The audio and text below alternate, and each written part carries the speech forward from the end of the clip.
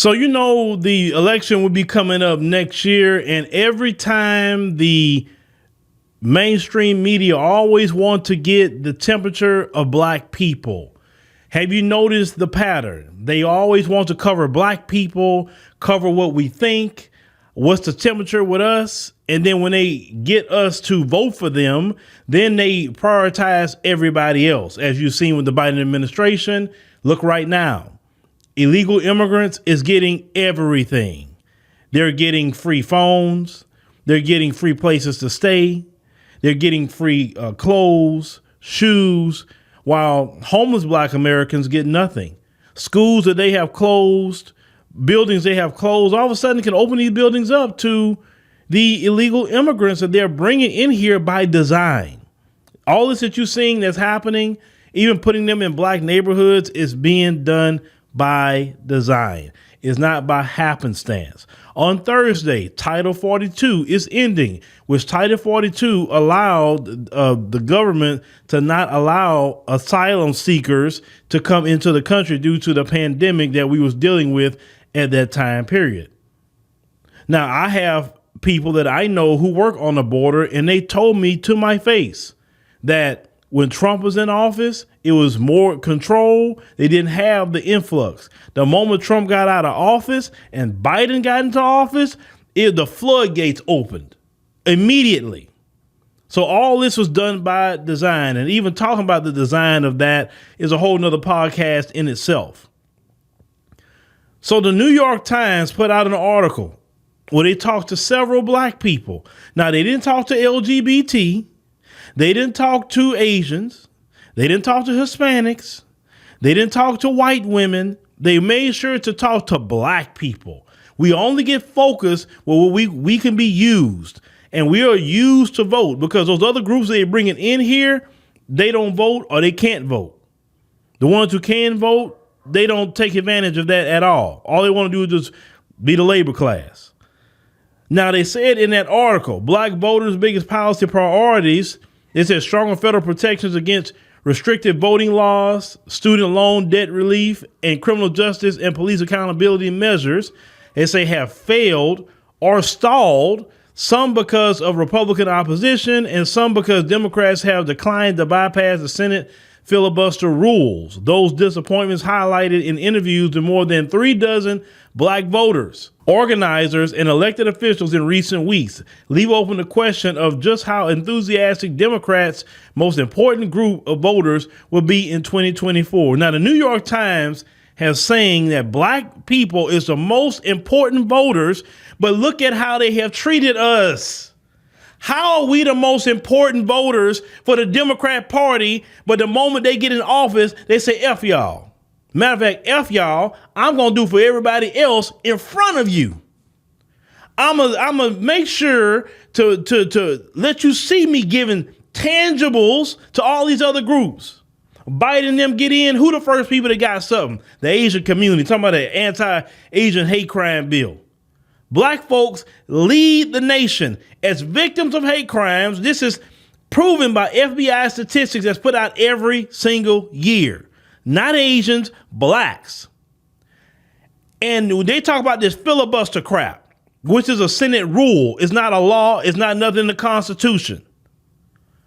When that came up for a vote, all of a sudden they can relax the filibuster for that. All your congressional raccoon caucus that's up there, they all voted for it. They did not once say, hey, wait a minute, hold on. Black Americans need to be added to this bill too. Black people, because of what we have suffered in this nation historically, even up to now, we need to be on this bill. They said nothing. But you know the rule for the black politician. You cannot help black people. You cannot punish white people, and you cannot harm white people. Harming white people could be economically, it could be mentally, whatever, right? It doesn't mean physical. For instance, having an influx of immigrants from across the border, putting the white community constantly, that's harming white people. Black politicians can't do that, just for example. So we are the most important group, but yet we get nothing.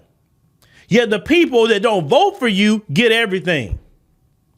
And we still have some black folks who literally at this point have a really Stockholm syndrome, which is a mental condition, really say, if we don't vote, if we don't participate, what you think gonna happen? Look at what you're voting, what you're getting now. Everybody else is benefiting off your vote. Everybody. People who are not even citizens of your country. Black Americans are in the street homeless, and people that just come across the border got a place to stay in nice hotels. Understand what I'm saying? Now let's continue. The interviews, they say, point to an emerging split between, they say, black elected officials who are nearly uniform in praising Mr. Biden. Yes, because most, not all, but most black politicians are just shucking and driving, bootlicking raccoons. So, of course, they're saying predicting robust black turnout for him next year and voters who are less sure. Now, this one guy says folks are just tired of being tired, said a Travis Williams, a Democratic organizer in Dorchester County, South Carolina. He says they're just sick and tired of being tired and disappointed whenever our issues are never addressed. I told y'all are performative voting and you're getting nothing. Boule Martin, Black Voters Matter, Joy Reid, all of them have screwed y'all, have manipulated you, have deceived you, have misinformed you for years. And the only ones who's misinforming you getting the paper. And what are you getting? Nothing. Nothing. Now, a Marvin Dutton, let's go ahead and put that brother's picture up. Our brother Marvin. He's an entrepreneur who moved to Atlanta in 2020 from Philadelphia. He suggested that Mr. Biden needed to be a little bit more sincere rather than pandering to us when it's time to vote. Basically, Biden is fake. That's what the brother's saying. He's fake. He panders. What did Biden tell y'all? That y'all had his back and he was going to have yours. Yeah, he sure did have the black community's back, haven't he? Oh, he really had our back. And we know good and well the answer to that question. So Brother Marvin saying, who's an entrepreneur, who's a business owner, who's not an employee, who deal with a little bit more things that's different, and see the Democrat Party is horrible for entrepreneurs in our community. When you talk about, oh, we had black businesses, we had this and that and the third, the majority of people was running businesses and they were hiring people in the community. We have to get to that. The Democrat Party is not a party that's going to promote business and not going to give black people opportunities in business. And as you go along in business, you will see how horrible the Democrat Party is. It is horrible for business. Now, on this next part, they actually interviewed your friend, old Jim Crow Clyburn, your friend. He says, I have not found a lack of enthusiasm. That's what he said. He continues to say that I just haven't found it. And people keep saying it, but it's not there. Sir, people in your age range, you're not going to find that for the most part. Now, you got some of those brothers and sisters, they even message me, and they are waking up to the fact of what's going on, and they feel real bad because they really believed in that Democrat Party. And things wasn't set up enough for us. So now we got to come through kicking the door open, fighting every step of the way for what we need as a community. We got to deal with what they didn't do. And now we got to pick up make sure we can try to fix it for our children. You understand what I'm saying? So there's a lot of black people who are not enthused. Case in point, our sister, Jennifer Roberts. Let's put her picture up. Our sister, Jennifer Roberts, she's 35 years old. She is a lifelong Democrat and was one of the black Georgians who helped elect Mr. Biden and Senators Raphael Warnock and John Ossoff. She was confident in 2020 that Ms. Harris, and they say in this article, the first woman of color, they may see 1 minute she black, 1 minute she Asian, 1 minute she a woman of color. Well, y'all don't even know how to identify this woman. And neither did she come out and say her identity either. because people like her sometimes like to play both sides. Hey, I'm black. Hey, I'm Asian. Hey, I'm Indian. Like, you know what I'm saying? I understand that's your background. I get it. But when it comes to American air politics, you literally got to pick a side. You can't play both sides because unfortunately, the black side is being attacked. The other side is participating in the anti-black attacks. Bottom line. So you can't play both sides. Either you're going to be for the community or you're against it. That's just really where you at with it. That's why period. They said that they thought that she would use her background to advance policies related to women of color. She can't advance policies for black women and then other groups of women as a collective. We're talking about the collective groups who are against black women, right? So literally, she's done nothing. Her doing nothing kind of appeases both sides to a point. The sister said that she was praying for them to win. But guess what happened? Guess what happened, brothers and sisters? 1, 2, 3 years later, guess what happened with our sister? So Ms. Roberts' view of Mr. Biden's promises has changed. Her mother moved in with her because of rising rent costs in Metro Atlanta. Inflation has put an added strain on the tow truck business she and her husband own. Boy, a few short years and Sister Roberts here is having buyer's remorse. Let me tell you how much buyer's remorse she's having. Get to this next section. So Mrs. Roberts now says she would support former President Donald J. Trump if he was the Republican nominee next year.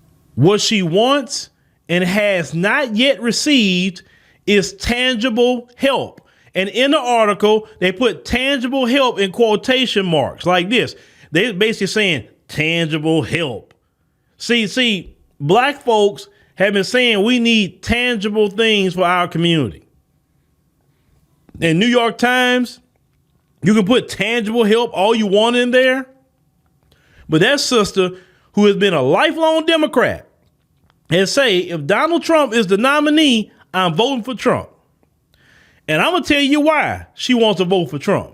She said, and she believes Mr. Trump's economic policies could possibly provide it. She says, I understand he's tried. She said of Mr. Biden. It say, when you don't address the things directly, when they don't go according to what you said publicly they were going to, you can't just sweep it underneath the rug. Everybody I talk to who's black, who has businesses, who are people that just like invest, who have good careers, or just people that's trying to make it and got maybe a 401k or something to that effect. All of them had to admit during Trump, all of them made money. All of them. My dad, I never forget what he told me about that. He said, look, Trump is crazy and all that. And I don't agree with some things he do, but boy, he said, boy, I made some money underneath Trump. He said it. And my dad retired at the right time. Cause my dad retired right before Trump got out of office. So everything was up for him. Biden came in, everything went to hell. And now you got people can't even afford to stay anywhere. Moving in with family. Food prices through the roof. They haven't done nothing to address anything. This man is weak on the global stage. All this stuff going on in other parts of the world wouldn't be going on. I know good and well Trump was in office. We know that. Everybody I talk to who is black say they are not, the people I talk to, they are not voting for the Democrat Party. They say they can't wait to get out there and get Biden out of there. Can't wait. Now, there's another woman, Nicola Hemphill, an activist and state party delegate in Winsboro, South Carolina. She said she had also heard grumblings from black voters about Mr. Biden, but she saw this as a form of accountability, not evidence of a deeper problem. You not just really seeing things, are you, sis? She said everyone is not happy with the administration, she said. And it's not that we don't want to see Biden run. We just want to make sure that he's going to deliver on his promises. He's not. He promised a whole lot of stuff to black folk. He ain't delivered one. But he made sure to deliver to the Asian community who did not come out in mass to vote for him. He made sure to deliver for them. And in the process, demonized our community, saying that we were the ones that was attacking Asians. And the proof came out that the ones who was attacking Asians were white supremacists. Look at the white supremacists in Atlanta, went to their massage parlor where they committing crimes. And add out the place. It wasn't black men doing that. But the few black men with mental health issues, always in New York and San Francisco, notice it's always those two cities, all of a sudden just go and do something, and it looked weird. It looked weird. They're wearing hoodies. They're wearing the color red, the color pink. You remember they were just all wearing certain colors. Everybody say, well, why is these guys just doing this, wearing these certain colors? What is this about? We just kept noticing a pattern. And notice when we caught on to the pattern, all of a sudden, black people not attacking Asians no more. It just went away. Where did it go? Especially when they got that bill signed, CNN and that Democrat Party got together and propagandized black America. They didn't do nothing for you for qualified immunity. They didn't do nothing about the police. They didn't do anything for you. When you told them, hey man, do something. We gave you the House. We gave you the Senate. Do something. Well, we can't do nothing about the filibuster. We can't do nothing, black people. Well, black people, vote, get 60 of us in, and you never have to worry about the filibuster. Or they'd be like, oh, well, it's Joe Manchin. It's him. It's Kristen Sinema. We can't do that for you. It's them. Well, if you just vote them out next time, it's them.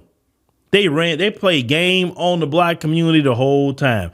And we were just shaking our head I was just shaking my head like, man.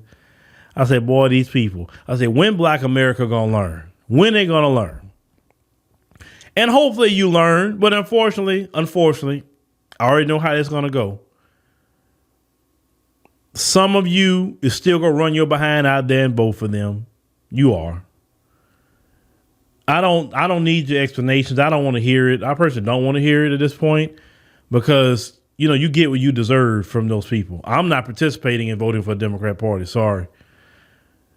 Now, there's one brother. He was a first-time black voter such as Evan Spann. He's a freshman at Morehouse College in Atlanta. They say, hoping Biden, and say would deliver on his promises. Said Mr. Spann said he wanted to hear concrete plans from Biden for his second term. He said, I think what he needs to do is directly say what he's going to do. He's not going to say that, young brother. He's not. You can put his picture up, too, so you can see the young brother. Young brother, he's not. He's not going to commit to anything to black America. He's going to lie. They'll write on the website and not do nothing. Not do a freaking thing. He worried about giving billions of dollars to Ukraine, but not doing nothing for black America. Did you go vote for him to write to have a blank check for Ukraine? That's what you go vote for him for? Is that what you're going to go back to get him in there to do? Because you get him back in there, that's what you're going to do. Are you going to go vote for him and having everybody come across the border, running from their homeland and getting put in your neighborhood, getting resources that you can't get? They never offer to you, but these people just come across the border running from their homeland to be their new labor class here who's not going to work for much. And they getting the red carpet rolled out for them by your Democrat politicians. They talking about, Greg Abbott just send them. They've been in Texas. Texas is overran. Somebody else need to take other people too. Why should our state have to deal with all the people and our tax dollars go to all these people flooding our state and nobody else want to take it, but you talking about you a sanctuary city? Man, some of y'all just barely getting people and y'all losing your mind. This has been going on for years in Texas. The brother continues to say, and then I think he needs to really show up and talk to us about it. He's not going to because he got to have a cue card that tells him what to say to y'all. That's why he don't want to do a town hall. And if you do a town hall like on a CNN where it's a controlled environment, you're going to have people you don't know where they come from asking questions that's already fielded for him so he knows exactly how to answer them. Okay? So black people, you're disappointed. You didn't get what you needed. You're watching everybody else benefit off of your vote. Off of your vote. They're not courting the Asians.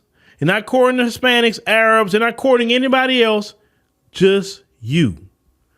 And it would be okay if we were voting for them and we got everything we wanted. And if they want to do for other people, I wouldn't care. As long as the black community get what we need first, right? But we can't just be showing up, being a backbone and the biggest voter base for this party, and we're constantly made to look stupid. Because the whole world looks at black America as stupid. The whole world knows we run and vote for one particular party that do nothing for us. They play a game and say, oh, the Republicans, ooh, they so bad. They're going to get y'all. And they doing worse. Look at what's going on with Neely. That is Democrats doing that mess. Democrats siding with a guy that had no right to put a hand on Jordan Neely. You know what I'm saying? Democrats, a Democrat governor saying, well, certain behavior, it gets certain consequences. That's a Democrat. A Democrat mayor, Eric Adams, is up here talking about, well, we don't want to rush the judgment. You can't be calling it murder. You can't be. Democrats. Okay? Democrats, not Republicans. These Democrats are not Democrats. They are Dixiecrats. And the Dixiecrats, if you know who they are in American history, they are the most racist party ever, the Dixiecrats. Now, both parties are racist against black people. That's for sure. But we got to look at what particular party is offering a policy that could benefit our community. And flooding our communities with illegal immigrants, that don't work. Now, say what you want. The Republicans not pushing that, but Biden them is. You put Biden in another 8 years, those of you in these black communities all over the country, you're going to be pushed out. Those people across the border are going to come in. They're going to be put in by your Democrat people, and they're going to push you out. They're going to get you out of all your cities. They're going to get you out of all your neighborhoods. You're literally being pushed out. They're not grabbing you physically and throwing you out, but they're going to put these people in here, and these people become hostile toward you. Because anytime you get entitled people that come in and get free stuff, they get an attitude. They have nasty ways, and a lot of these people in their countries have anti-black racism. We know that out of Latin America. The black people in Latin America are treated horribly. So you're already bringing people in here who have anti-black sentiments, and they're placing them in the black community. That's not going to work out too well eventually. But you're going to go vote for Democrat? This is what you're going to go vote for? I just got to vote Phil. Oh, Phil, I just got to vote for the Democrats. Oh, Phil, these Republicans going to get me. Look, if the Republicans going to keep people out of our community, then you know what? I'll ride with them on that. If you're going to give us some tax cuts for our black-owned businesses so we can thrive, I'm with them on that one. I'll take that. If you're going to get rid of all this alternative lifestyle stuff being just plastered all over in our face, our children being always being presented in front of our children, you want to get rid of that? I'm with you on that. When has a Trump and them forcing Museveni and them to accept all that in their country, saying, if you put that law, it's going to be a punishment. It's going to be consequences. When have you ever heard that? You pushing all that mess in the African continent when they don't want it. You pushing in the Caribbean when they don't want it. Remember in Jamaica. Jamaica say, hey, this is not conducive for our society. They raised the LGBT flag on the U.S. Embassy. Now, according to the Geneva Convention, the only flags that belong on the embassy is the national flag of that country. The LGBT flag is not the national flag of this country. They were breaking laws right then and there, hoisting an LGBT flag on an American embassy, antagonizing Jamaican people. This is what happens when Biden got in office. You're Democrats pushing all this mess on black people, at home and abroad. And if you go vote for that mess, you just as guilty. It's like you went over there and did it at that point. If you go vote for them people. Black folks got to wake up. We need reparations. We need our community to be made whole. And this Democrat Party thinking that they can just ride off into the sunset and displace us, because that's what they're doing. They're trying to displace you. You going to assist them doing it? How many times have I told y'all, a lot of you assist white supremacy in our downfall. You assist them by voting for them. The Democrat Party has a target on our head for displacement and putting us in a permanent underclass state. You won't be able to get certain jobs because they brought in low skilled labor where they can pay them low wages and they don't have to hire you because AI gonna come in and do other things too. Y'all better wake your behind up about what's going on with this Democrat Party and the black community. You better wake up, because that civil rights generation, they didn't live their life. They just want to be comfortable. They want to get their Social Security checks. They want to just do their thing. They do not want no problems. And God bless them. I love them, but they're not going to be here forever, right? A lot of them every year, the Democrat Party is losing that group because just life happens. They're going to meet Jesus, right? But we're here. And those of you talking about you want to stay and fight. Well, why don't you fight? You always talking about we going to fight. We going to fight. Well, why don't you fight now? Well, where's the fighting? You can't even teach the Democrat Party a lesson not to mess with you.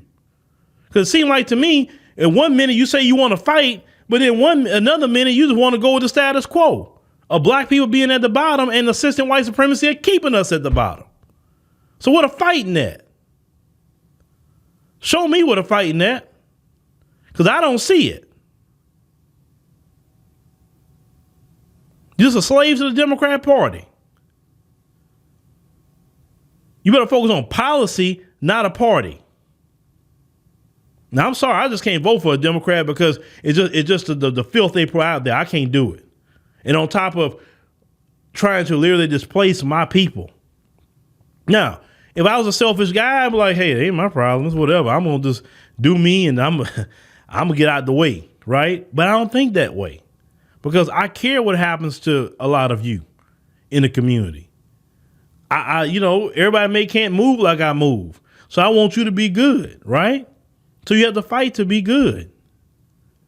Because if you don't stand up and fight, you don't let this Democrat Party know that enough is enough of this illegal immigration and all the things they're pushing, all this anti-black racism they're pushing constantly against us, weaponizing all these different groups against us. They the one pushing it. They pushing it. If we don't handle that, black folks, you're going to be one step in slavery. If they can just push you out your neighborhoods, and you're willing to just go and don't do anything, don't stand up, they're going to push you into the Atlantic Ocean. That's what will end up happening. They're going to push you from city to city, state to state. They're going to push you completely out till you go to the Pacific or the Atlantic or the Gulf of Mexico. They're going to push you into the water.